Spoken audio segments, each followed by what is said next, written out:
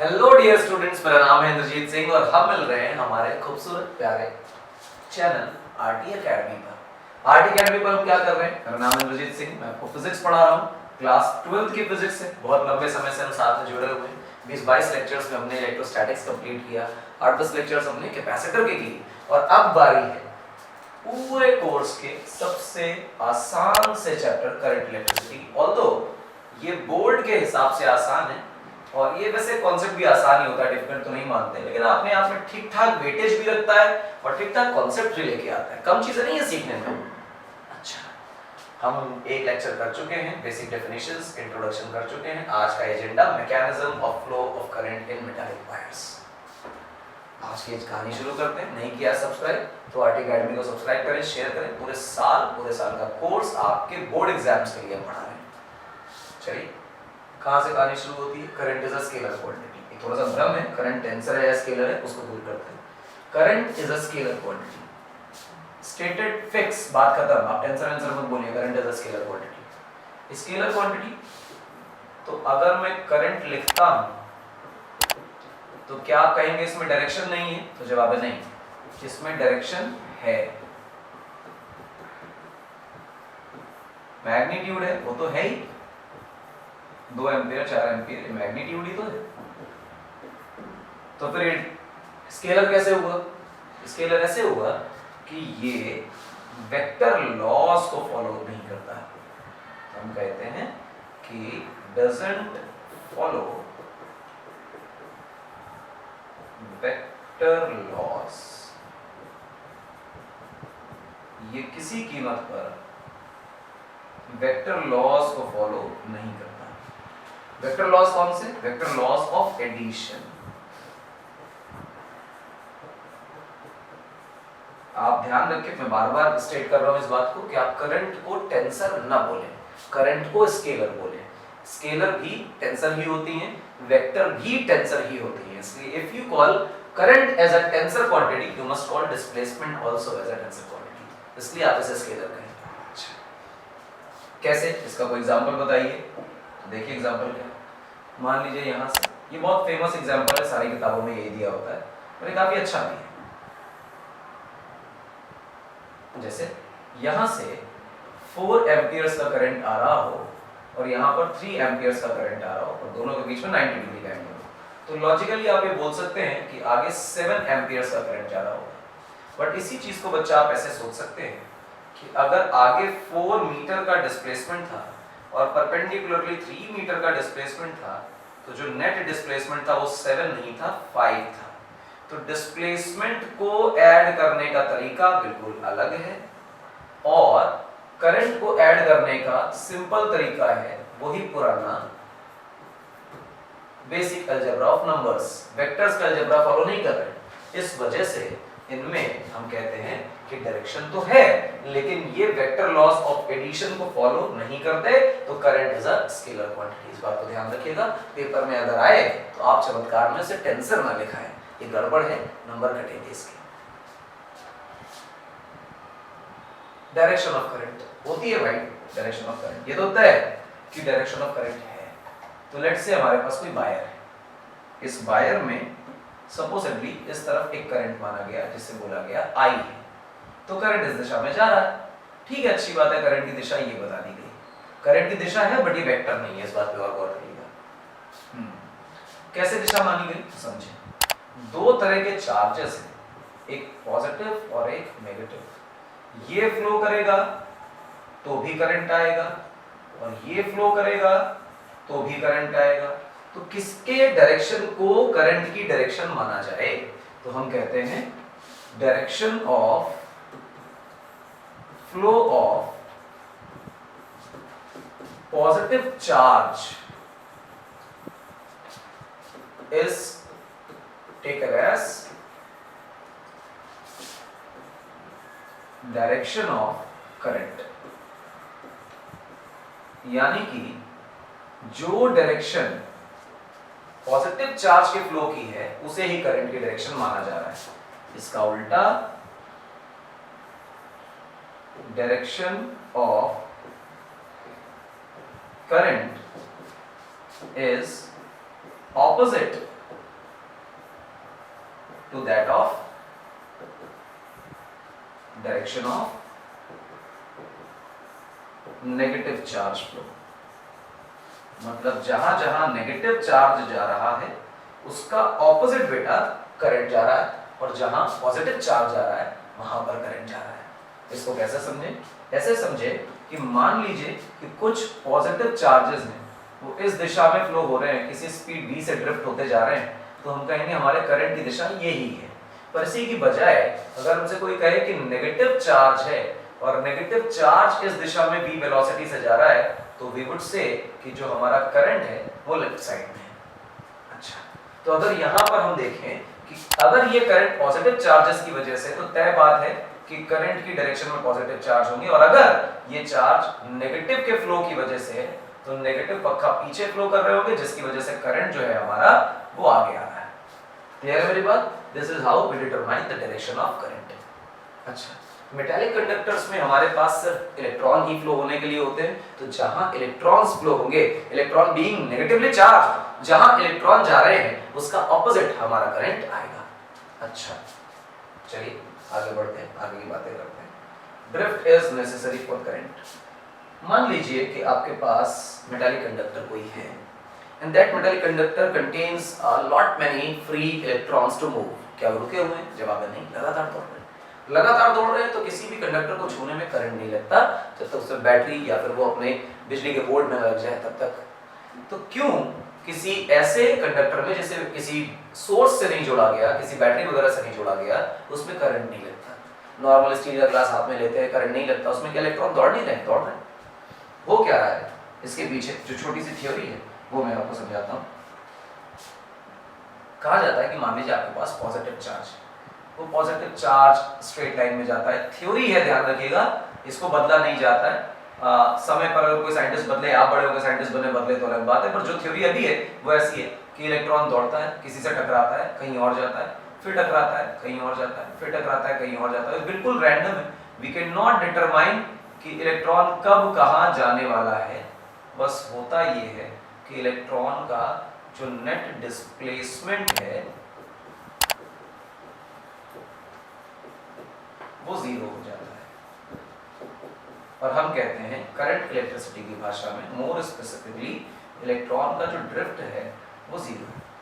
यानी जो इलेक्ट्रॉन्स हैं without any potential difference, without any electric field, the electrons और सो कॉल्ड पॉजिटिव चार्ज, मैं इलेक्ट्रॉन शब्द का इस्तेमाल कम करूंगा, पॉजिटिव चार्ज पे ज्यादा फोकस करूंगा। हालांकि इलेक्ट्रॉन कंडक्टर्स में दौड़ते हैं तो डायरेक्शन का उल्टे का सीन हो जाता है, इस वजह से मैं उन इलेक्ट्रॉन को पॉजिटिव कंसीडर कर लेता हूं। तो ड्रिफ्ट पॉजिटिव जीरो है। रैंडम मोशन कहेंगे। इलेक्ट्रॉन्स को नहीं पता कि कहां जाना है, तो ओवरऑल किसी पर्टिकुलर स्पेसिफिक डायरेक्शन में इलेक्ट्रॉन्स या सो कॉल्ड चार्ज पार्टिकल्स का कोई मोशन नहीं है। रैंडम मोशन में कोई स्पेसिफाइड डायरेक्शन नहीं है, इस वजह से ड्रिफ्ट जीरो है। और जब भी कभी ड्रिफ्ट जीरो होती है, पार्टिकल मूव नहीं करते किसी पर्टिकुलर डायरेक्शन में, सब के सब आंधी की तरह बहते नहीं चले जाते, तो हम पाते हैं कि ऐसे समय पे करंट जीरो आता है।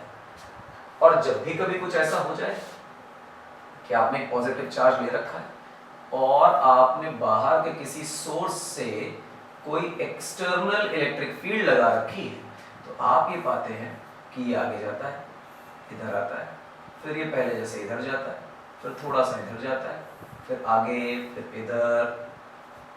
इधर, फिर ऊपर, फिर नीचे, एंड इवेंचुअली पार्टिकल यहाँ आ जाता है। And you get to know कि हमारे पास एक बढ़िया सुंदर सा ड्रिफ्ट नजर आ रहा है। ये ड्रिफ्ट पिंक वाला समझ आ रहा है? जी हाँ, समझ आ रहा है। तो ये पिंक वाला जो ड्रिफ्ट है ये आ गया। कैसे आया? आपका चार्ज पॉजिटिव था, आपने इलेक्ट्रिक फील्ड लगाई। जब इलेक्ट्रिक फील्ड लगाई तो चार्ज पर किसी ना किसी तरह की इलेक्ट्रोस्टैटिक फोर्स आ गई, and this electrostatic force is nothing but Q times E। मैंने चार्ज को इलेक्ट्रॉनिक चार्ज ले रखा है, इसलिए E टाइम्स E। ये बेटा आपके फोर्स आ गई, और एक नहीं सारे पार्टिकल्स पे ऐसी फोर्स आ रही। तो ऐसा नहीं हुआ है कि पार्टिकल रैंडम मोशन करना बंद कर रहा है, रैंडम मोशन कर रहा है, लेकिन वो इलेक्ट्रिक फील्ड की फोर्स की वजह से इलेक्ट्रिक फील्ड की डायरेक्शन में ड्रिफ्ट होता जा रहा है, शिफ्ट होता जा रहा है, डिस्प्लेस होता जा रहा है। एंड वी से कि net displacement is not zero.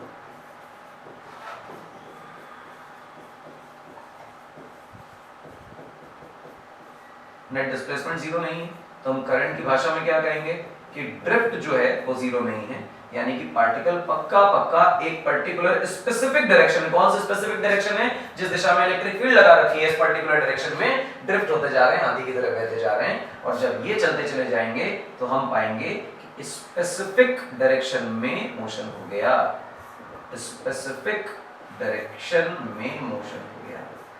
और हम लोग कहते थे when charges flow in a particular direction, in a specific direction, there is a current. जब ड्रिफ्ट जीरो नहीं है तो करंट भी जीरो नहीं है, यानी कि करंट आने के लिए पार्टिकल के स्पेसिफिक डायरेक्शन में मूव करने की बहुत ज्यादा जरूरत होती है। और ये बात हम लोग लास्ट लेक्चर में कर चुके हैं कि पार्टिकल के स्पेसिफिक डायरेक्शन में दौड़े बिना करंट नहीं आता। वही बात मैंने यहाँ आपको एक थ्योरी से समझाने की कोशिश की, this is what is said about the current, कि भैया ये थ्योरी है कि अगर डिस्प्लेसमेंट जीरो आता है, ड्रिफ्ट जीरो आता है, तो करंट भी जीरो आता है। If there is a kind of drift तभी करंट आ सकता है। और ड्रिफ्ट आने के लिए जरूरी है कि सारे पार्टिकल को किसी स्पेसिफिक डायरेक्शन में कोई फोर्स प्रोवाइड किया जाए, और चार्जेस को एटम्स के अंदर फोर्स लगानी है, तो you need some kind of field force. और फील्ड फोर्स में दो ही फोर्सेस है, मैग्नेटिक और electric, and we are using this electric field for electric force to ensure that there is a net drift in the electrons of conducting wire. तो इसलिए drift is necessary for current, ये हमारा agenda है। अब इसमें दो तरह के मोशन आ गए बेटा, गौर से देखो। इलेक्ट्रॉन का जो मोशन है ये दो हिस्सों में बट रहा है। पहला तो वो रैंडम मोशन जो इलेक्ट्रॉन सच में इधर उधर इधर उधर इधर उधर कर रहा है, ये वाला पोर्शन जो है, ये कहां होने वाले हैं, इस बात की एक्चुअली सच में किसी को कोई गारंटी नहीं है, किसी कीमत पे नहीं है। ये कहां भागेगा, यहाँ पे, इधर ऊपर, यहाँ नीचे, फिर ऐसे, किसी को नहीं पता कहां भागेगा। लेकिन ये पता है कि रैंडम के बाद भी कुछ ना कुछ बच रहा है, और कुछ बच रहा है तो करंट है, रैंडम में तो कोई करंट था ही नहीं। तो हम कहेंगे एक मोशन जो है वो ड्रिफ्ट की वजह से स्पेसिफिक डायरेक्शन में हो रहा है। और तुम इतना जानते हो कि जब तक मोशन स्पेसिफिक डायरेक्शन में ना हो तब तक करंट नहीं आता। तो हमें रैंडम मोशन के बारे में कोई जानकारी इकट्ठी नहीं करनी चाहिए, कोई लॉजिक नहीं उसे पढ़ने का, और हमें सिर्फ और सिर्फ ड्रिफ्ट पढ़ना चाहिए if we want to study the current. तो करंट पढ़ने के लिए चार्जेस के रैंडम मोशन को स्टडी नहीं करना चाहिए, चार्जेस के एक स्पेसिफिक डायरेक्शन में ड्रिफ्ट को कंसीडर करना चाहिए, वही हमें स्टडी करना चाहिए। This is what I am writing here. आगे है Why should consider only drift? We should consider only drift of electrons for current। मैंने अभी ये बात लिख दी आप लोगों के सामने कि जब भी कभी हम कोई कंडक्टर बनाएं तो इस कंडक्टर के अंदर क्या हो रहा है, मैंने कंडक्टर को थोड़ा जूम करके बना दिया है, एक वायर का एक चित्र दिखाया है आपको, थोड़ा जूम करके दिखा दिया है। तो इसमें जो पॉजिटिव चार्जेस हैं, ये इलेक्ट्रॉन है, नेगेटिव चार्ज होगा, मुझे फर्क नहीं पड़ता इस नेगेटिव चार्ज से, बट ये जो है ये ऐसे किसी और इलेक्ट्रॉन से टकराएगा, कहीं और आएगा, कहीं और जाएगा, सीधा जाएगा, नीचे आएगा, इधर जाएगा, इधर जाएगा, ऊपर जाएगा, नीचे आएगा, इधर जाएगा, और नेट ड्रिफ्ट जो है वो जीरो हो जाएगी। और फिर अगर गलती से हम इसमें ड्रिफ्ट क्रिएट कर दें, यानी कि कोई इलेक्ट्रिक फील्ड अप्लाई कर दें, और ये मैकेनिज्म है बच्चा करंट का, ध्यान रखिएगा, मैंने यहाँ पर इसमें कोई ना कोई इलेक्ट्रिक फील्ड एक्सटर्नल अप्लाई की, जिसकी वजह से इस पार्टिकल पर जो फोर्सेस हैं वो इधर उधर काम कर रही हैं, और एनी हो किसी प्रकार का ड्रिफ्ट हमने यहाँ पर रेड कलर से मार्क कर देते हैं, ये क्रिएट कर दिया, तो ड्रिफ्ट जो है वो नॉन जीरो हो जाएगा, जिसकी वजह से करंट भी नॉन जीरो हो जाएगा। और हम कहेंगे कि यार जब यही सब था तो इस पूरे मोशन को, सेकंड वाले केस को क्यों पहले जैसे पढ़ रहे हो, इतना सब क्यों बना रहे हो, सिर्फ बाहर की तरफ इलेक्ट्रिक फील्ड बनाओ ना एक्सटर्नल, और फिर ये चार्ज पार्टिकल लिखो पॉजिटिव, और कहो कि ये सिर्फ उतना ही चल कर गया था जितना पहले दिखाया गया, ये ड्रिफ्ट से दिखाया गया, बाकी सब मोशन मेरे काम का नहीं है, क्योंकि मैं पार्टिकल का मोशन पढ़ने नहीं आया हूं, I am just here to talk about current, कितना करंट सर्किट में आया, कितना करंट पार्टिकल में फ्लो कर गया, मुझे इस बात से मतलब नहीं है कि एक्चुअली पार्टिकल कहां मूव कर रहा था, ये सब मुझे नहीं पढ़ना है। We must mark only the drift, ताकि चीजें आसान हो जाए, और कुछ नहीं, इतना तमाशा क्यों ही पढ़ना है। अच्छा देखिए बच्चे,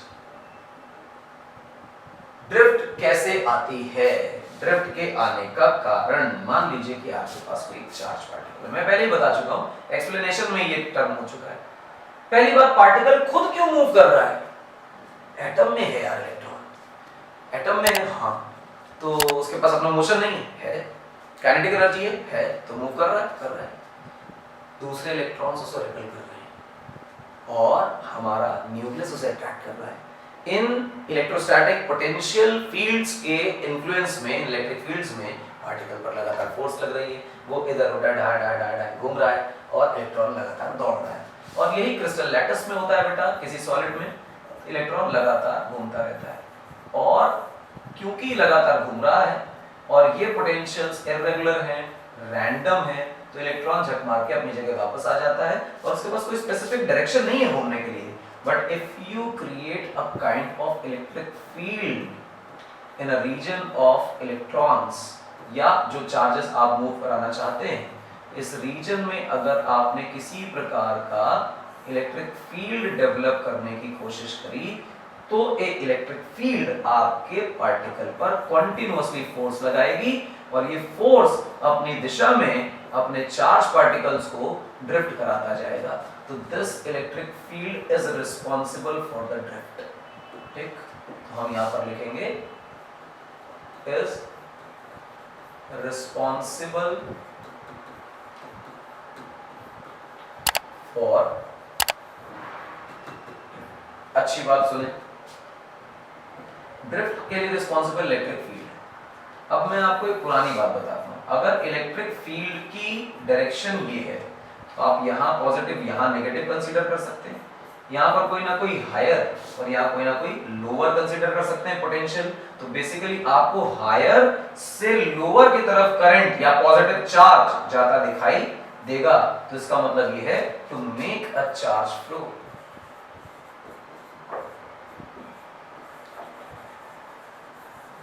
फ्लो की जगह हमें ड्रिफ्ट लिखना चाहिए। किसी चार्ज के ड्रिफ्ट के लिए जरूरी क्या है? हम कहेंगे इलेक्ट्रिक फील्ड जरूरी। इलेक्ट्रिक फील्ड कैसे आएगी?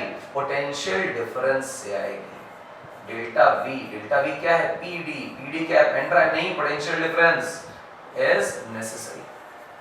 तो एक्चुअली जो ड्रिफ्ट है वो electric field so called potential difference लगाने से आती है। If you do not apply any kind of potential difference there will be no drift as such.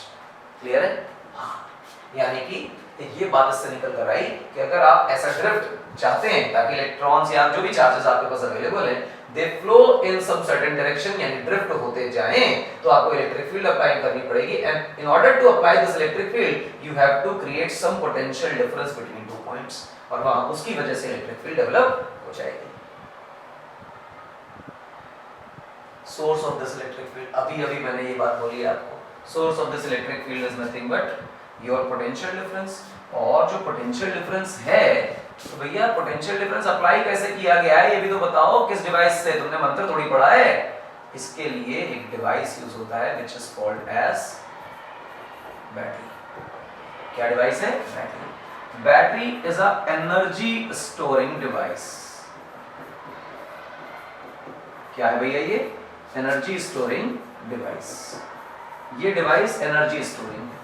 Energy storing device कौन सी एनर्जी स्टोर करता है? तो बैटरी जो है वो केमिकल एनर्जी स्टोर करता है। कौन सी एनर्जी? केमिकल एनर्जी स्टोर करता है और उसके बाद इसे कन्वर्ट करता है इलेक्ट्रिकल एनर्जी में।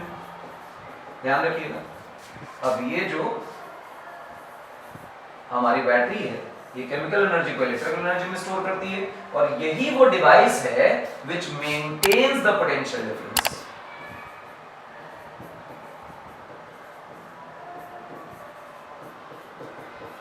पोटेंशियल डिफरेंस को मेंटेन करती है हमारी बैटरी, और अगर बैटरी पोटेंशियल डिफरेंस अप्लाई करती है तो इसका मतलब ये हुआ कि बैटरी ही वो आदमी है जो इलेक्ट्रिक फील्ड लगाती है। अच्छा, आगे बढ़ते हैं। Accumulation of charges. मान लीजिए कि बाय एनी एक्सटर्नल मींस मैंने यहाँ पर कोई एक्सटर्नल इलेक्ट्रिक फील्ड लगा दी, किसी सोर्स से लगाई, मैं नहीं बताना चाहता किस सोर्स से लगाई, बस ऐसे लगा दी। और ये जो कंडक्टर मैंने आपके सामने रखा हुआ है, this conductor is highly isolated, इसमें किसी तरह की कोई बैटरी या कुछ भी इन्वॉल्व नहीं है। और मैं ये कह रहा हूं कि देखो इस व्यक्ति के अंदर ऐसे टैन टैन पॉजिटिव चार्ज होगा, इलेक्ट्रिक फील्ड की वजह से इस पर फोर्स इधर लगेगी, जो नेगेटिव चार्जेस होंगे उस पर फील्ड इधर लगेगी। मैं दोनों पिक्चर्स आपको दिखा रहा हूं, ऑल्दो मेटालिक कंडक्टर्स में सिर्फ इलेक्ट्रॉन है, मैं इलेक्ट्रॉन के नेगेटिव डायरेक्शन को ओवरकम करने के लिए उनका चार्ज पॉजिटिव कंसीडर कर रहा हूं, लेकिन आपको वो मैं दिखा रहा हूं कि देखो पॉजिटिव पर फील्ड की तरफ और नेगेटिव पर फील्ड के ऑपोजिट डायरेक्शन में फोर्स लगेगी। इलेक्ट्रॉन्स ही हैं और कोई नहीं है, ये ध्यान रखना है। Eventually all the negative charges settle down at this place and all the positive charges settle down at this place जहां पर मुझे इकट्ठे हो गए। अब सर इकट्ठे क्यों हुए इसका लॉजिक बताओ। तो हम कहेंगे यहाँ पे no path available, no further path, path का मतलब कंडक्टिंग पाथ अवेलेबल। आप यहां भी यही लिख सकते थे, नो फर्दर पाथ अवेलेबल, इस वजह से आप होते हैं। और जब ये चार्जेस यहां इकट्ठे हो गए तो हम इन्हें बोलते हैं एक्यूमुलेट हो गए, एक्यूमुलेशन, डाटालेशन ऑफ चार्जेस। चार्जेस का इकट्ठा हो जाना, चार्जेस का एक्यूमुलेट हो जाना, ये हो रहा है। इसका मतलब अगर इलेक्ट्रिक फील्ड से सच में करंट लाना हो तो सिर्फ कंडक्टर को खाली छोड़ देना जरूरी नहीं है। There is a need of closed path anyhow, हमें इसे जोड़ना पड़ेगा ताकि सारे पॉजिटिव चार्ज दोबारा से इधर चक्कर मारें और सारे नेगेटिव चार्ज दोबारा से इधर चक्कर मारें। हाँ। और ये क्लोज पाथ जो है वो mechanism of flow of current लेकर आता है हमारे सामने।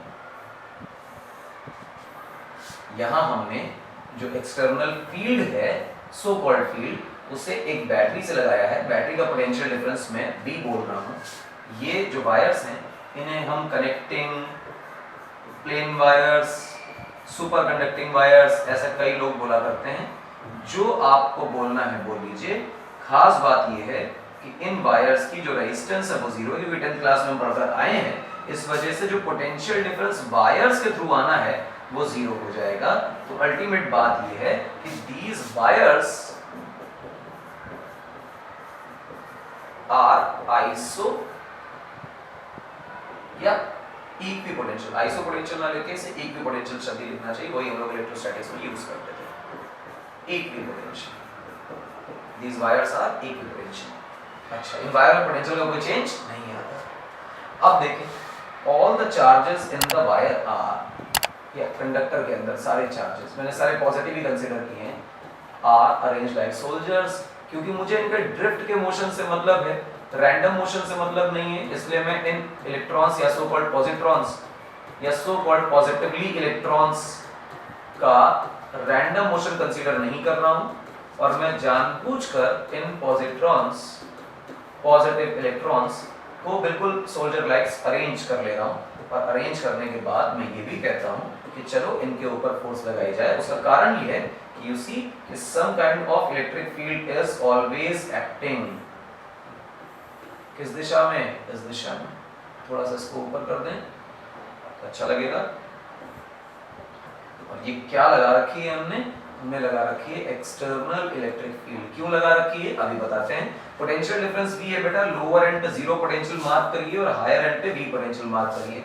इक्वी पोटेंशियल इस वजह से यहाँ भी 0, इक्वी पोटेंशियल इस वजह से यहाँ पे भी। तो एक तरफ आपके पास पोटेंशियल V है और एक तरफ 0 है। एक तरफ बेटा HP है, अच्छा लगता है, हायर पोटेंशियल। एक तरफ LP है, ये भी अच्छा लगता है, लोअर पोटेंशियल। तो हायर से लोअर की तरफ एक इलेक्ट्रिक फील्ड डेवलप हो जाती है and this electric field exerts force on these charge particles. और आपके पास देखें कि इन चार्ज पार्टिकल्स पर किसी प्रकार की फोर्स लगती चली जा रही है और ये फोर्स इन चार्ज पार्टिकल को एक पर्टिकुलर डायरेक्शन में मूव कराती जा रही है। क्लियर है मेरी बात? बहुत बढ़िया, अच्छा लगा, सुनकर मजा आया।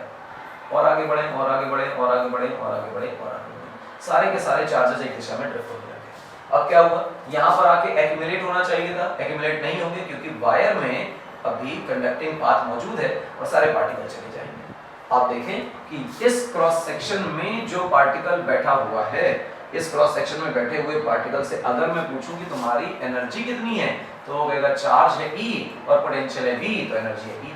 मैं कहूंगा यार इस वाले क्रॉस सेक्शन से पूछो कि एनर्जी कितनी है, तो कहेगा चार्ज है E, पोटेंशियल है 0, तो एनर्जी है 0। इसका मतलब यहाँ पर कोई चार्ज पार्टिकल है जिसके पास EV एनर्जी है, खा पी के तगड़ा हो गया है और फिर दौड़ते दौड़ते कंडक्टर के थ्रू आता है और इस क्रॉस सेक्शन पे आके उसकी पोटेंशियल एनर्जी 0 हो जाती है। सारी की सारी एनर्जी छीन ली गई। किसने छीनी? इस कंडक्टर ने छीनी।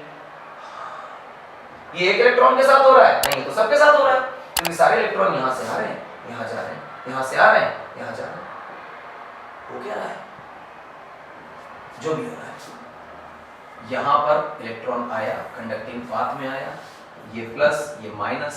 इसने बैटरी से कहा कि बैटरी मैं पॉजिटिव चार्ज हूं, मुझे आगे जाना है। तो बैटरी ने कहा पॉजिटिव तुम कहां से कहां भागते हो? तो पॉजिटिव भागता है हायर से लोअर। अब तुम्हें कहां भागना है? लोअर से हायर। तुम अकेले नहीं जा सकते, मेरी मदद ही लेनी पड़ेगी। तो बैटरी इज अ डिवाइन आत्मा जो किसी भी चार्ज पार्टिकल को तब तक एनर्जी देती रहेगी जब तक बैटरी के पास कोई ना कोई केमिकल एनर्जी स्टोर है। जैसे इलेक्ट्रॉन आया, बैटरी ने उसे एनर्जी प्रोवाइड की, लोअर से हायर की तरफ गया। यहां पर आप देखें एनर्जी जीरो है, यहां पे एनर्जी ईवी है, and this EV energy is provided by the battery itself. और ये एनर्जी जाके ये डंप कर देगा कंडक्टर के अंदर पर। अभी तो फिलहाल बैटरी से ले रहा है, एनर्जी पूरी होते ही फिर चौड़ा हो जाता है, सामने आता है, देखेंगे कौन लड़ेगा हमसे, फिर कंडक्टर के अंदर जाता है, मार खाता है, एनर्जी जीरो हो जाती है। Again comes to battery, battery माता इज वेरी ग्रेट, बैटरी माता प्रोवाइड करती है, फिर से एनर्जी मिलती है। ईवी के बाद फिर चौड़ा, फिर दौड़ते दौड़ते आता है, मार खाता है, फिर एनर्जी हो जाती है जीरो, एंड कंटीन्यूअसली साइकिल चलती रहती है। ये चार्ज पार्टिकल यहां से आते हैं, नीचे जाते हैं, बैटरी के पास जाते हैं, बैटरी से फिर चौड़े होकर आगे जाते हैं।